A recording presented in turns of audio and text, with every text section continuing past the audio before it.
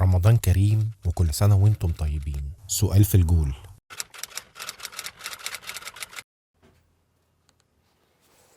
لا يعني اختياراته هي يعني زيه زي اللي قبله بالظبط، بالكربون زيه زي اللي قبله.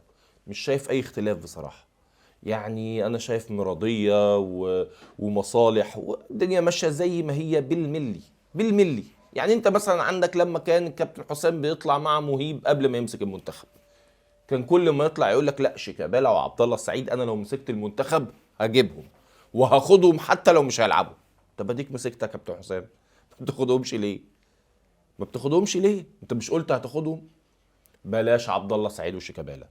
عندك مصطفى شلبي. مصطفى شلبي كابتن حسام حسن قال لك ان هو كويس جدا، بس مش هياخده عشان هو بس راجع من اصابه. طب وكوكا اللي هو واخده ده راجع من رحله؟ ما هو راجع من اصابه برضه. على الاقل مصطفى شلبي لعب كام ماتش، التاني ما لعبش خالص. بلاش. عندك بقى دونجا. دونجا ده اللي حير العلماء.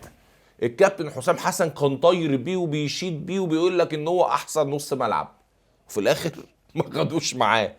طب ايه ده؟ طب بتحيرنا. وبعدين في حراسه المرمى هو واخد المهدي سليمان فوق دماغي، بس هل هو مثلا هيلعب؟ انت جايب واحد ما بيتاخدش عشان يبقى انا عملت حاجه جديده حاجه غريبه؟ لا انا بصراحه كابتن انا شايف ان انت لازم تعيد حساباتك.